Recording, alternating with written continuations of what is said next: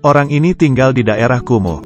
Setelah anak-anak pergi bekerja, memberikan perintah, membiarkan semua pekerja membawa semua makanan lezat. Sebulan yang lalu dia masih orang kaya.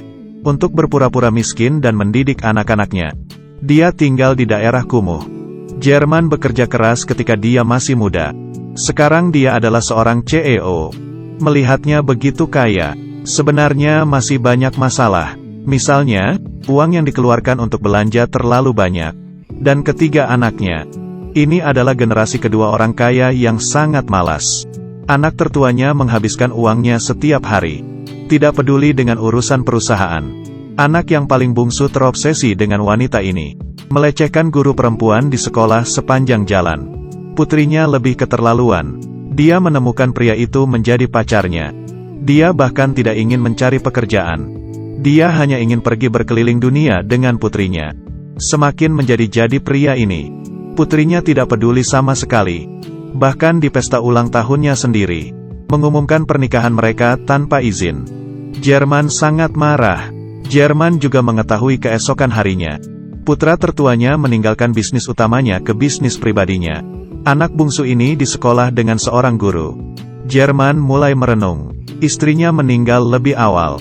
Dia sibuk dengan pekerjaan. Dia selalu merasa berhutang kepada anak-anaknya.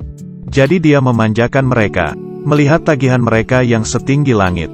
Dia hanya bisa menggelengkan kepalanya. Tapi anak-anaknya semakin tidak masuk akal. Bahkan mempengaruhi masa depan mereka. Dia tidak bisa hanya duduk diam. Jerman putus asa dan frustasi. Dia mengalami serangan jantung. Dibawa ke rumah sakit. 3 anak itu datang ke rumah sakit. Lihat orang tuanya di kasur rumah sakit. Mereka mengobrol tentang film. Tidak peduli sama sekali tentang Jerman. Jerman tidak menyangkanya. Ketiga anak ini sangat tidak berguna. Dia memutuskan untuk mendidik mereka.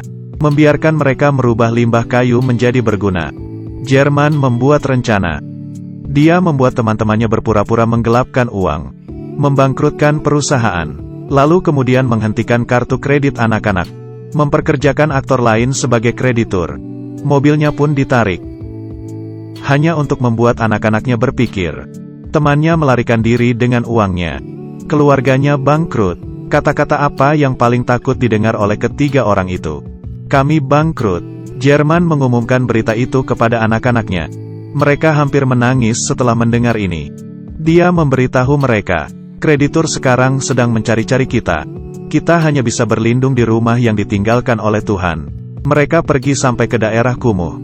Akhirnya sampai juga ke rumah kakek. Tidak ada perabotan di rumah ini. Anak-anak akan tidur sepanjang malam. Keesokan harinya jam 6. Jerman memanggil anak-anaknya bangun. Orang yang paling pertama bangun mendapat sarapan pagi. Harus cepat bekerja untuk menghidupi keluarganya. Anak tertua pergi ke temannya. Berencana untuk memulai bisnis dengan mereka. Tidak diduga, mereka hanyalah anak-anak orang kaya. Tidak tertarik menghasilkan uang. Putrinya mencari pacarnya. Ketika pacarnya mendengar dia ingin meminjam uang, langsung ditutup. Adapun putra bungsu, mendapat pekerjaan melalui pintu belakang. Bekerja sebagai teller di bank. Pada hari itu, Jerman membeli beberapa bahan kebutuhan sehari-hari. Melihat mereka tidak mencapai apa-apa, meminta putra sulungnya untuk menyupir truk. Biarkan putrinya pergi ke restoran untuk membantu di restoran. Tidak diduga, kedua orang ini tidak kompeten. Putra sulung menyalip karena dia tidak yakin. Menekan klakson secara langsung. Dibanting ke pagar. Sebagian besar gaji habis untuk membayar kerusakan. Putrinya karena pelayanannya yang buruk. Dilempar makanan. Mengenakan sepatu hak tinggi dan menyajikan makanannya. Menjatuhkan makanan seperti anjing. Anak bungsu melakukan kesalahannya di tempat kerja. Hanya bisa merayu bos wanita. Anak-anak yang bekerja di luar. Jerman makan banyak di rumahnya. Anak-anak kelelahan di malam hari. Hanya bisa minum teh dan makan nasi. Mereka terus mengeluh. Mereka tidak punya tenaga untuk memakan ini. Jerman marah. Bukankah aku makan hal yang sama dengan kalian?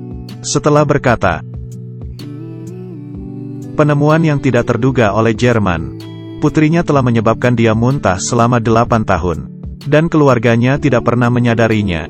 Menghadapi kekhawatiran ayahnya, putrinya menyuruhnya untuk tidak mengurusinya. Jerman baru tahu, perhatiannya ke anak-anak terlalu sedikit. Bekerja keras sebulan penuh, gaji mereka telah menyusut. Saat ini mereka baru tahu, mendapatkan uang sangat tidak gampang. Jika tidak mengubah sifat kerjanya, mereka bisa kehilangan pekerjaan mereka. Putra sulungnya tidak lagi pemarah. Setiap hari dengan sabar menyupir mobil. Putrinya sudah tidak marah-marah lagi. Saat menghadapi tamu, semuanya menjadi sulit. Belajar untuk bersabar. Hubungannya dengan Jerman juga sudah berubah. Adapun putra bungsunya, terus pertahankan hubungan yang tidak pantas dengan bos wanitanya. Mereka semua sudah terbiasa dengan kehidupan yang kumuh. Juga di rumah kecil yang bobrok ini, merasakan kehangatan keluarga. Untuk mendidik anak-anaknya, orang kaya pindah ke daerah kumuh untuk berpura-pura miskin. Rumah kecil yang bobrok ini, dengan usaha mereka semua, membeli banyak perabotan. Mereka bertahap memperbaiki rumahnya. Waktu yang baik ini tidak bertahan lama. Pacar putrinya datang ke rumahnya. Dia tahu kebangkrutan Jerman adalah penipuan. Dia mengancam Jerman dengan ini. Menikahi putrinya, beri dia lebih banyak warisan. Jika tidak, anak-anaknya akan tahu yang sebenarnya. Lalu mereka pasti akan membenci Jerman. Jerman hanya bisa berkompromi. Hubungannya dengan anak-anaknya baru saja membaik. Benar-benar tidak bisa salah sekarang. Proyek kumuh itu terpaksa dihentikan. Pacarnya lalu memberitahu putrinya, "Aku akan membantu kamu mencairkan uang. Kalian dapat menjalani kehidupan orang kaya lagi." Keluarga itu pindah ke villa keesokan harinya. Dia masih enggan untuk pergi. Untuk membalaskan putrinya, setuju dengan lamaran pacarnya. Saat mencoba gaun pengantin, dia tidak merasa bahagia. Tadinya dia jatuh cinta kepada seseorang. Ketika bekerja di restoran, pria berjenggot itu sangat membantunya. Mereka saling mencintai. Tapi untuk membalas, pacarnya takut dengan perubahan Jerman. Cepat-cepat menikahi putrinya. Jerman bergegas untuk menghentikannya. Dibandingkan dengan kehidupan anak-anak mereka tidak bahagia, dia lebih membenci dirinya sendiri. Jerman ada di depan semua orang, mengatakan yang sebenarnya.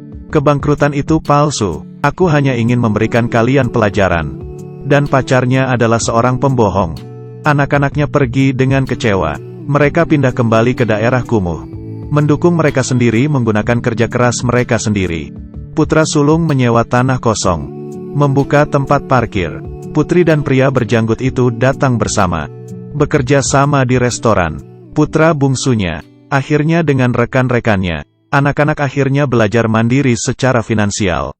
Berhenti untuk berbicara dengan Jerman. Hari-hari kehilangan anak-anaknya.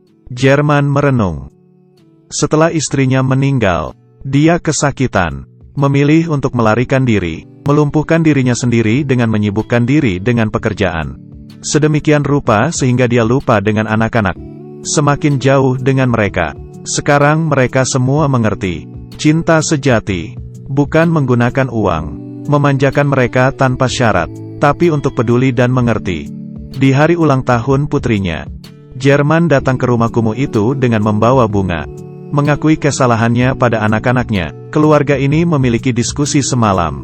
Tidak mudah bagi anak-anaknya untuk memahami ayahnya. Keluarganya akhirnya bersatu kembali.